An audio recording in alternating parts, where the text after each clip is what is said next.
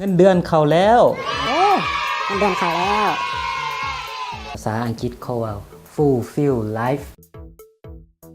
ตอนนี้เรียนจบแล้วได้ใบประกาศมาแล้วสอกเฮ็ดเวียกได้บัดนี้น่ะนี่สิไปสมัครเวียกได้บัดนี้หาเวียกหาสอกเวียกก่อน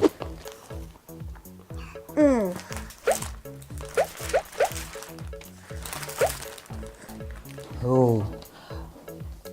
ประกาศรับสมัครพนักงานต้องการพนักงานวิชาการจบปริญญาตรีโอ้อันนี้เป็นกระทรวงตัวอันนี้โอ้กระทรวงนี่บ่มันได้เงินน้อยบ่เฮ็ดดอกเฮานี่ต้องเฮ็ดกับเอกชนจึงได้เงินหลายๆโอ้เจอแล้วเอกชนเงินเดือนหลายเอกชนเนาะเฮาต้องสอบเอกชนเท่านั้นได้เฮาเอาเงินเดือนหลายๆจึงได้มีเงินไปเลี้ยงผู้สาวได้เวียกแล้วเด้อบัดนี้ข่อยนะได้เฮ็ดเวียกแล้วนี่บ่อนเฮ็ดเวียกข่อยนี่มื้อนี้มากัน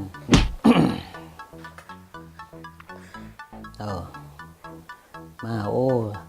สากแบตก่อนเด้อเมื่อคืนมีลินแต่ Facebook โอ้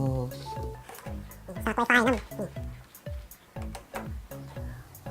เฮาก็กินกาแฟก่อนกินเล็บเฮ็ดเวียกเปิดคอมเนาะ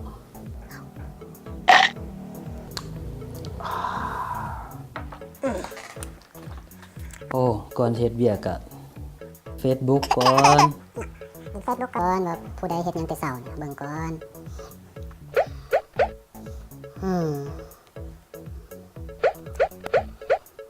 ล่ะโอ้เปิดคอมบัดนี้นะเปิดคอมก็มีแต่ Word Excel นี่แหละมาเฮ็ดเวียกก็มีแต่เปิด Microsoft Word Microsoft Excel Word Excel นี่แหละเอ้าบ่มีหยังเล่นเฟซไปนำเฮ็ดเวียกไปนำกินไลน์ก่อน WhatsApp นำเฮ็ดเวียกก่อนเด้อโอ้นี่ก็ได้เวียกเฮ็ดแล้วเรียบร้อยแล้วมีเงินเดือนเป็นของตัวเองแล้วบัดนี้บ่ได้ขอพ่อขอแม่ละใส่เต็มที่เลยเฮาอยากได้มือถือก็ซื้อไหมมือถือนี่ก็โอ้รุ่นเก่า iPhone 4S ตั้งแต่ 4-5 ปีหลังพุ่นได้ซื้อใหม่แล้วบัดนี้นะเนาะเดี๋ยวนี้มัน iPhone 10แล้วเฮาก็สิซื้อใหม่แล้วได้เงินเดือนละเสื้อโอ้เสื้อก็เก่าแล้วได้ซื้อใหม่ได้นี่เกือบทรงโอ้หน้าตาบ่ดีก็สิได้เข้าคอร์สได้นี่เข้าคอร์สเสริมความหล่อความเท่ได้เฮา มีเงินเป็นของตัวเองล่ะใส่อย่างเดียวเฮาโอ้รถบ่ทันมีรถใหญ่บ่ทันมีเวียกละต้องได้ขี่รถใหญ่ได้เฮาเบิ่งผ่อนมีผ่อนบ่ผ่อนดาว 10%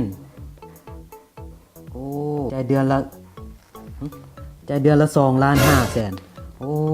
ซื้อได้อยู่เนาะจ่ายเดือนละ2,500,000ซื้อได้อยู่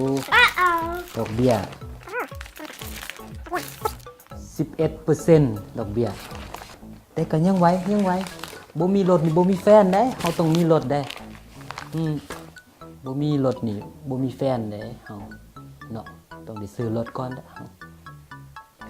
ขี่รถจักรเขาบ่สนเด้ผู้สาวน่ะเนาะเขาเบะซบใส่อีกเด้เนาะซื้อรถใหญ่ล่ะซื้อ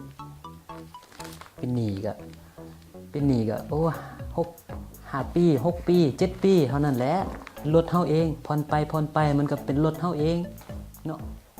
ซาดีขี่เงินเดือนก็นานออกเ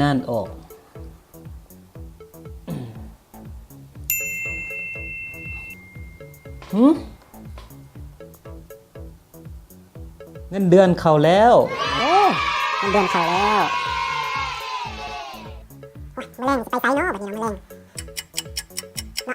แมลงสิไปไสเนาะเงินเดือนเข้าแล้ว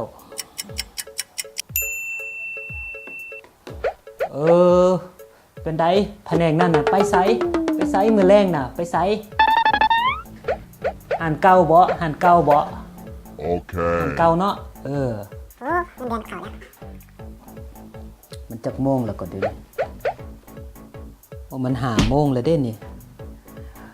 โอ้หมดคอมกันไปแล้วไปสลองในเงินเดือนออก